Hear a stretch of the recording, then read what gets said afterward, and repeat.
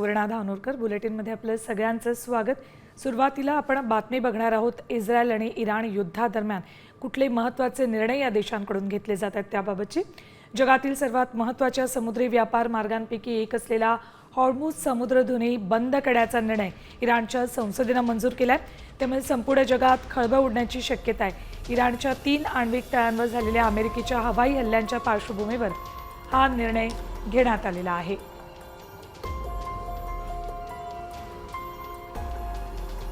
हॉर्मुझची समुद्रधुनी का महत्त्वाची आहे बघा।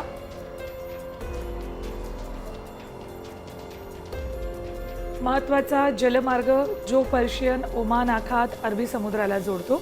पर्शियन आखातातून कच्चं तेल घेऊन जाणाऱ्या तेलवाहू जहाजांसाठी महत्त्वाचा आहे। पर्शियन आखातातील एकूण तेल निर्यातीपैकी 88% तेल या मार्गाने नेलं जातं। जगाच्या एकूण वापराच्या 20 ते 30% तेल याच कॉरिडॉरमधून नेलं जातं। जगातील 1/3 लिक्विड पेट्रोलियम गॅस अर्थात LPG देखील याच मार्गातून जातो।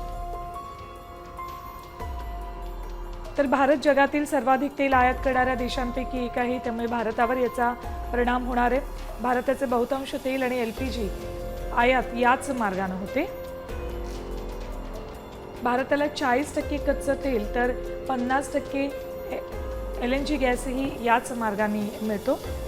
तेल दरवाढीचा थेट फटका सामान्यांना बसणार आहे। पेट्रोल डिझेल गॅस दरवाढ होण्याची शक्यता आहे। व्यापार तूट आणि रुपयाच्या मूल्यातील अस्थिरतेत वाढ होऊ शकते।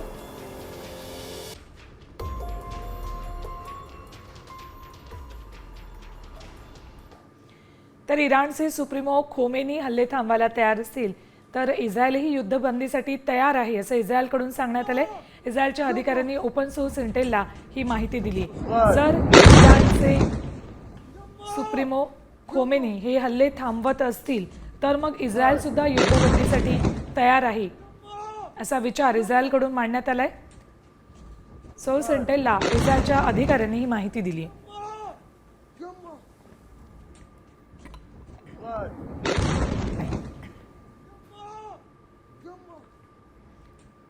तर इस्रायल आणि इराण या युद्धामध्ये आता अमेरिकेने सुद्धा उडी घेतली आणि त्यानंतर रशियाने सुद्धा आता उडी घेतली। अमेरिकेने इराणच्या 3 आण्विक केंद्रांवर हल्ले केलेत। या घटनेनंतर आता इराणनेही आक्रमक पवित्रा घेतलाय। अमेरिकेने हल्ले केल्यानंतर आता इराणने रशियाकडे मदतीसाठी याचना केली। इराणचे परराष्ट्र मंत्री अब्बास अराक्ची हे रशियाच्या दौऱ्यावर जात आहेत। आपल्या दौऱ्यात ते रशियाचे अध्यक्ष व्लादिमीर पुतिन यांच्याशी चर्चा करणार आहेत। दरम्यान रशियाचे माजी अध्यक्ष दिमित्री मेदवेदेव यांनी या युद्धासंदर्भात मोठं विधान केलंय। अमेरिकेच्या हल्ल्यानंतर आता अनेक देश इराणला अण्वस्त्र देण्यास तयार आहेत असं त्यांनी म्हटलेलं आहे।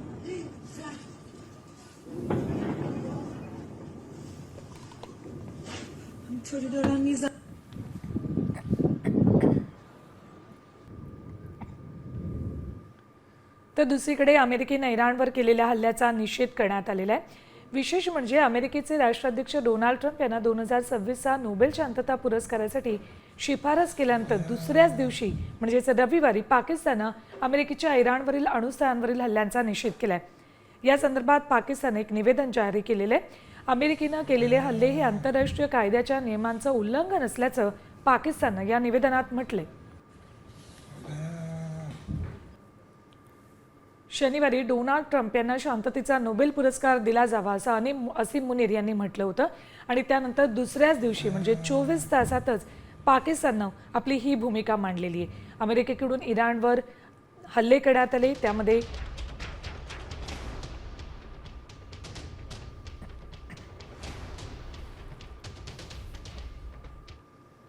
या युद्धासंदर्भातल्या बातम्या पाहायच्या आहेत, पण आता बातमी आहे राज्यातून।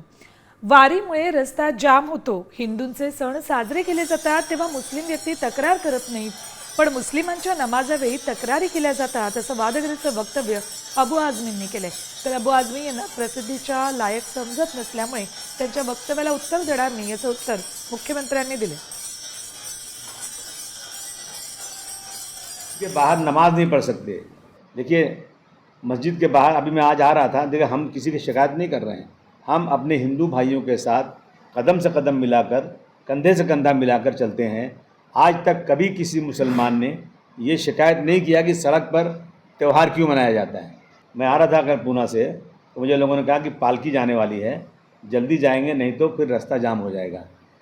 रास्ता जाम हो रहा है, हमने कभी मना नहीं किया, लेकिन हमारी मस्जिद हमारी नमाज के लिए यानी ये जानबूझ करके ना इस देश में मुसलमानों के लिए ज़मीन तंग की जा रही है।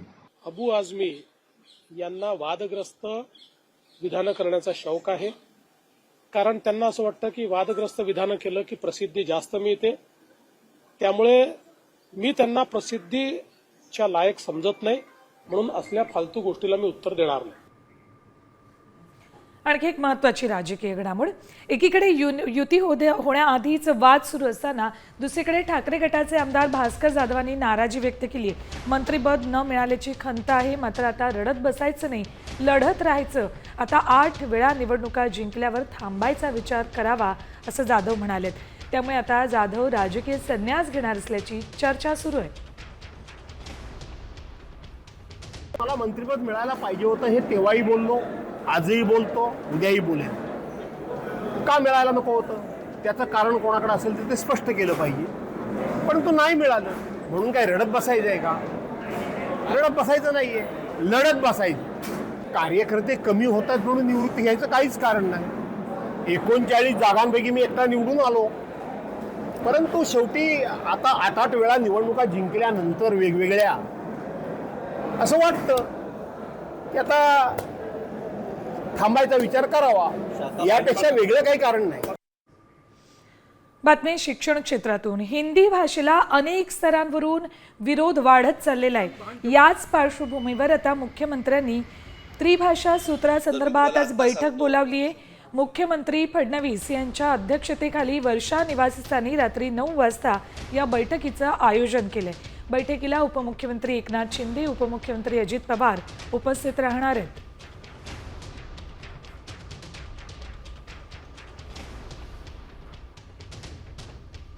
बातमी एका दुर्घटनेची, घरगुती गॅस सिलेंडरमधून गळती झाल्याचा एक व्हिडिओ आता समोर आलाय।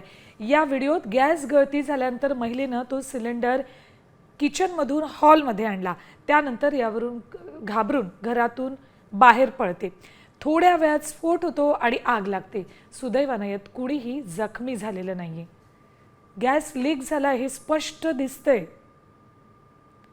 आणि त्यानंतर घाबरून घरातनं ती महिला बाहेर पळते।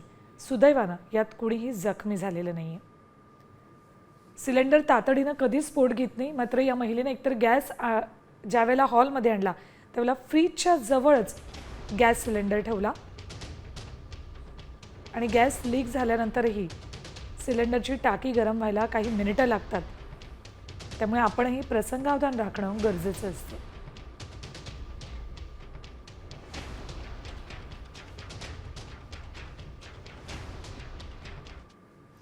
यानंतर बातमी उल्हासनगरमधून, उल्हासनगरमध्ये चोरट्यानं महादेवाचा नाग चोरण्याचा प्रयत्न केलेला आहे, मात्र चोरीचा हा प्रयत्न फसला आहे।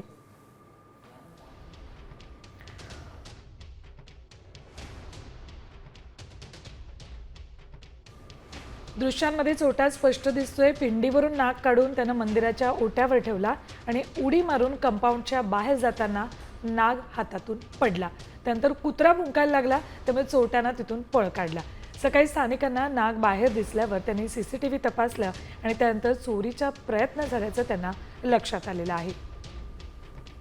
खिडकीतनं हळूच त्यानं हा नाग बाहेर काढला, खिडकीत ठेवला आणि पळून जात असताना त्याचाच धक्का लागून हा नाग आतल्या बाजूला पडला।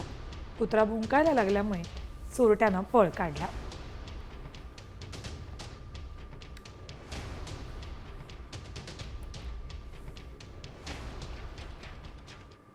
यानंतर बातमी हिट अँड रन बाबतची, कामोठेमध्ये हिट अँड रनचा थरार पाहायला मिळालाय। सेक्टर 6A मधील सरोवर हॉटेलसमोर मद्यधुंद चालकानं महिलेला धडक दिली।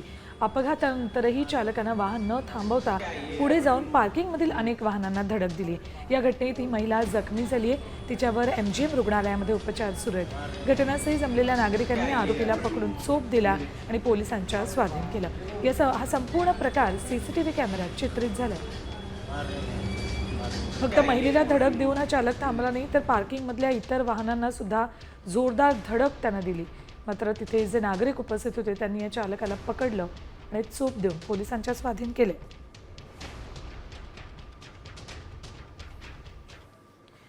एक दुर्घटना माथेरानमधून. माथेरान फिरण्यासाठी आलेल्या पर्यटकाच्या अर्टिगा कारला भीषण अपघात झाला.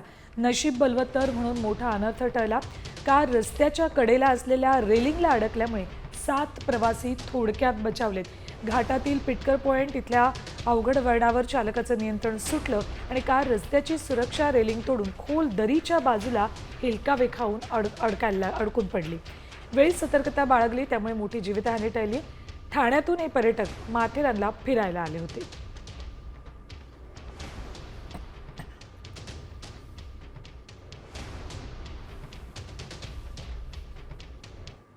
बातमी शिक्षक भरतीबाबतची. राज्यात 10,000 शिक्षकांची भरती होणार आहे. नवीन राष्ट्रीय शैक्षणिक धोरणानुसार शालेय शिक्षण विभागानं 1ली ते 4थीच्या विद्यार्थ्यांसाठी त्रिभाषा सूत्र निवडलंय.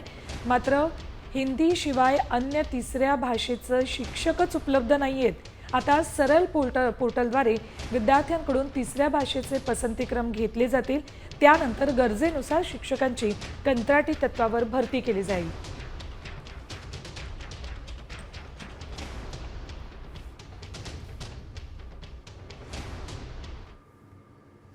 यानंतर आता बघूयात बातम्या झटपट 100. कॅनडामध्ये सुरू असलेल्या G7 समिटमध्ये पंतप्रधान नरेंद्र मोदींनी इटलीच्या पंतप्रधान जॉर्जिया मेलोनी यांची भेट घेतली. या भेटीत दोन्ही नेत्यांनी एकमेकांचं मनापासून स्वागत केलं. या दरम्यान मेलोनी यांनी पंतप्रधान मोदींचं कौतुक केलं. दोघांमधील अनौपचारिक चर्चेचा व्हिडिओ सध्या सोशल मीडियावर प्रचंड प्रमाणात पाहिला जातो.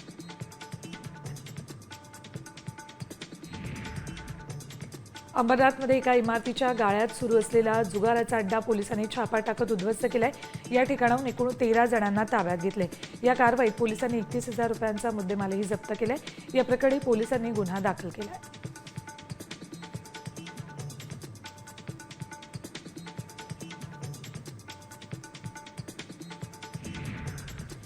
ऐरोलीत कुत्र्याच्या त्रासामुळे तरुणीला बेदम मारहाण करण्यात आली.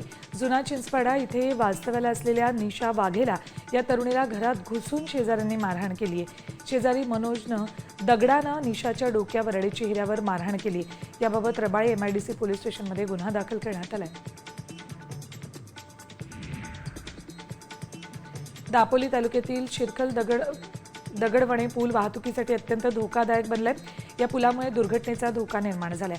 पुलाच्या गंभीर अवस्थेमुळे प्रशासनानं अवजड वाहनांची वाहतूक बंद केली.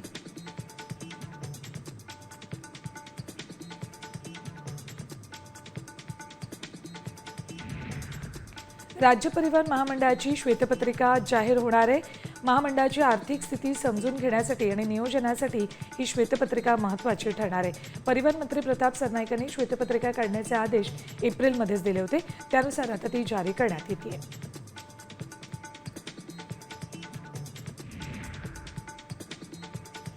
वारी काळामध्ये येणाऱ्यांना अडचणी येऊ नये यासाठी मेट्रो 1 आणि मेट्रो 2 या लाईनवर अतिरिक्त 130 फेऱ्या चालवण्यात आल्यात. याचा फायदा मेट्रो आणि वारकऱ्यांना झालाय. पुणे आणि पिंपरी चिंचवड शहरातून 3,19,000 नागरिकांनी मेट्रोतून प्रवास केलाय. वारकऱ्यांनी मेट्रोतून प्रवास करण्याचा आनंद घेतल्यामुळे विक्रमी प्रवाशांची नोंद झाली.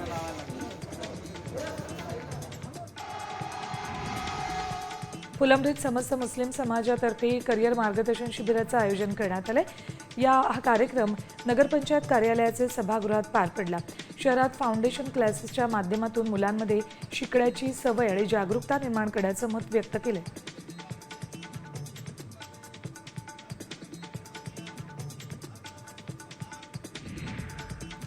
संभाजीनगरमध्ये 2 दिवसांपूर्वी मुकुंदवाडीत अतिक्रमण पालिकेनं हटवली होती.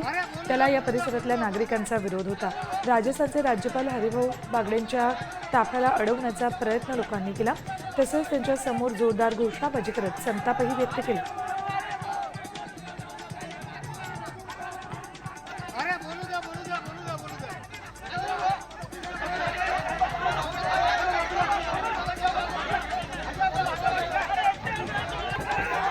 अकोल्याच्या बाळापूर टाकळीत 2 शेतकऱ्यांवर अस्वलानं हल्ला केलाय. ते गंभीर जखमी झालेत.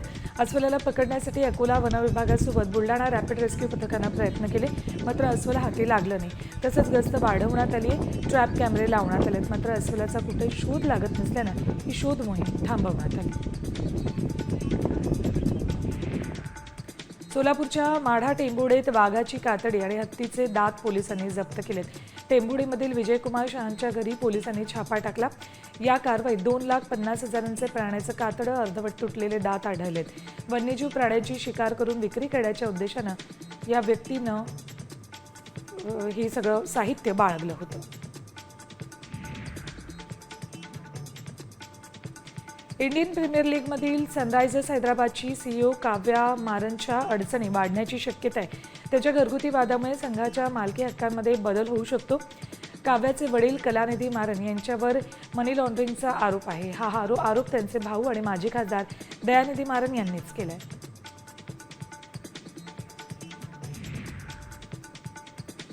हेडिंग्लेमधील मॅचवेळी इंग्लंडनं नाणेफेक जिंकून गोलंदाजी स्वीकारण्याचा निर्णय घेतला. त्यावर माजी कर्णधार मायकेल वॉन यांनी टीका केली आहे. त्यांनी सांगितले की हेडिंग्लेवरील खेळपट्टी कोरडी असताना इंग्लंडला पहिल्या फलंदाजीस प्राधान्य द्यायला हवं होतं, असं ते म्हणाले.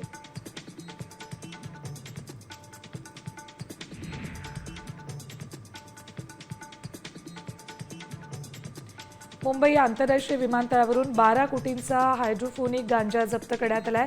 बँकॉकवरून आलेल्या 2 प्रवाशांना अटक केली. उशीच्या आत लपवून गांजाची तस्करी सुरू होती. त्यांच्याकडून 11 किलो 888 ग्रॅम हायड्रोफोनिक गांजा जप्त केलाय. ही मोठी कारवाई मुंबई कस्टम विभागानं केली.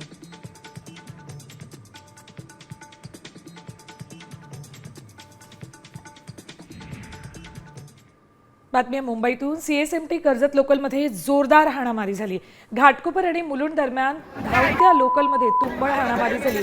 गर्दीत धक्का मारत शिवीगाळ करणाऱ्या तरुणांना प्रवाशांनी चोप दिलाय. संतप्त प्रवाशांनी सिग्नलवर ट्रेन थांबताच तरुणांना डब्यातून उतरवले.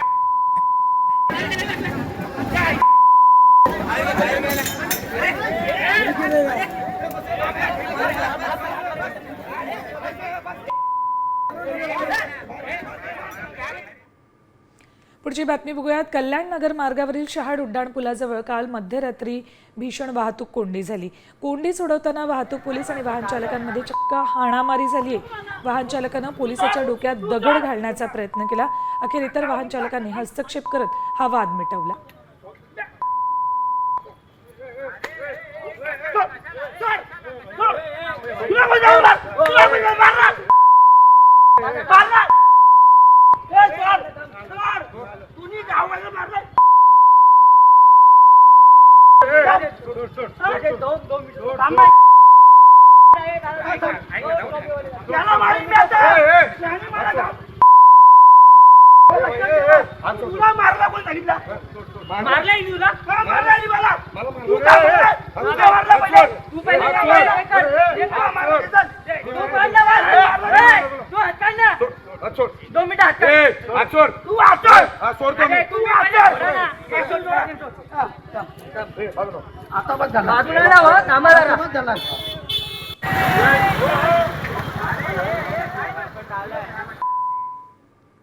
यानंतर आता बीडमधून एक संतापजनक आणि धक्कादायक प्रकार समोर आलेला आहे. शेताच्या बांधावरचं झाड तोडण्यास विरोध केल्यावर एका महिलेवर आणि तिच्या कुटुंबियांवर जीवघेणा हल्ला करण्यात आलाय. वडवणी तालुक्यामध्ये महिलेनं झाड तोडण्याचा जाब विचारताच तिला चापट मारून शिवीगाळ करत रस्ता काढण्याची धमकी देण्यात आली आहे. यावेळी तिचे पती, सासू सासरे आणि इतर कुटुंबीय घटनास्थळी पोहोचतात हातातल्या काठ्याने जबर मारहाण करण्यात आली. या प्रकरणी बाळकृष्ण शिंदे यांच्यासह 16 जणांविरोधात वडवणी पोलीस ठाण्यात गुन्हा दाखल करण्यात आलाय.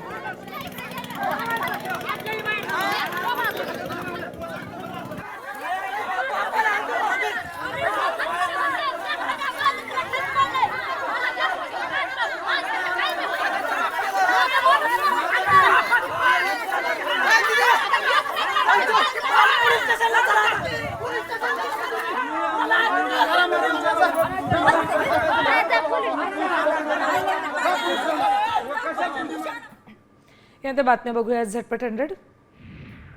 प्रेयसीच्या 10 वर्षाच्या मुलीवर बलात्कार करून व्हिडिओ बनवल्याची घटना जोगेश्वरीत समोर आली. या प्रकरणी पोलिसांनी 24 वर्षाचा नराधमाला आणि त्याच्या प्रेयसी विरोधात पोक्सो अंतर्गत गुन्हा दाखल केलाय. प्रेयसी कामावर गेल्यावर तिच्या मुलीवर या नराधमानं वारंवार अत्याचार केल्याचं तपासात समोर आलंय. घाटकोपरमधील महिला पायलटचा कॅबमध्ये विनयभंग केलाय. तक्रारदार महिला मुंबई काळाघोडा इथून कॅबनं रात्री प्रवास करत होती. यावेळी कॅब चालकानं निश्चित रूट न घेता वेगळ्याच ठिकाणी गाडी घेऊन जाऊन त्यात 2 जणांना बसवलं. त्या कॅबमध्ये बसलेल्या एका व्यक्तीनं महिलेचा हात पिळला आणि एकानं विनयभंग केला. कॅब चालकाला अटक केली तर 2 आरोपींचा शोध सुरू आहे. वर्ध्यात वंदनीय बाळासाहेब ठाकरे वैद्यकीय मदत कक्षाचं लोकार्पण करण्यात आलंय. जिल्ह्यातील प्रत्येक तालुक्यात आणि गावात शाखा उभारणार आहे अशी माहिती वैद्यकीय मदत कक्षाचे प्रमुख मंगेश शिवते यांनी दिली.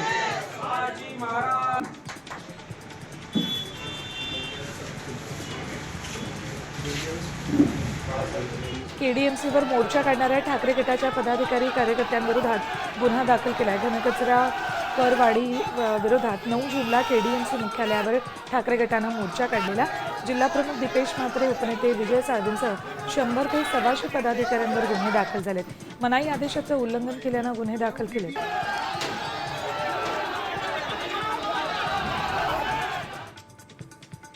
येवल्यातील दुसरा रविवार आणि चौथा रविवारी घंटागाडी निर्माल्य गोळा करण्यासाठी फिरणार आहे. शहरातील मंदिरं आणि नागरिकांच्या घरातील दुकानांमधील देवदेवतांना अर्पण केलेले पानं, फुलं, फळं, पूजेचं साहित्य गोळा करण्यासाठी ही विशेष मोहीम राबवण्यात आली.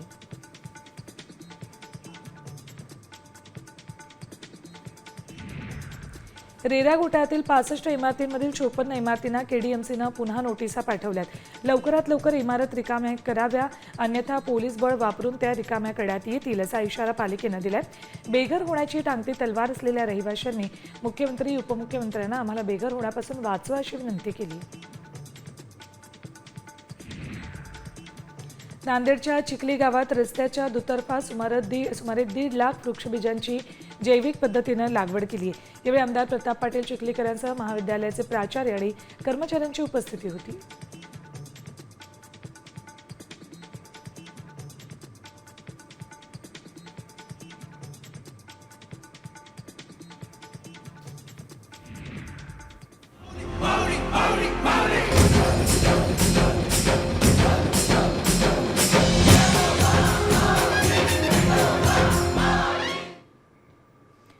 वैष्णवान संगती सुख वाटे जेवा आणि कमी देवा काही नेणे. एकच ध्यास आणि एकच आस घेऊन वारकरी पंढरीच्या दिशेने चालतात. मात्र वारीचा सर्वात अवघड टप्पा काल पार करण्यात आला. संतश्रेष्ठ ज्ञानेश्वर माऊलींच्या पालखीनं दिवेघाट पार केला. सावळ्या परब्रह्माच्या भेटीसाठी आसुसलेल्या लाखो वैष्णवांनी हरिनामाचा जयघोष करत दिवेघाट ओलांडलाय. पाऊस पाणी पिऊन हिरवाईनं नटलेला नयनरम्य दिवेघाट चढण्यासाठी मात्र खूप कठीण असतो. नागमोडी वाटांची वळणं थकायला लावतात. पण माऊलींच्या साथीनं आणि हरिनामाच्या जयघोषात अवघड टप्पाही वारकऱ्यांनी सहज पार केलाय. दिवेघाट ओलांडल्यानंतर माऊलींच्या पालखीचा आज सासवडमध्ये मुक्काम आहे. तर उद्या पालखी सोहळा जेजुरीकडे मार्गक्रमण करेल.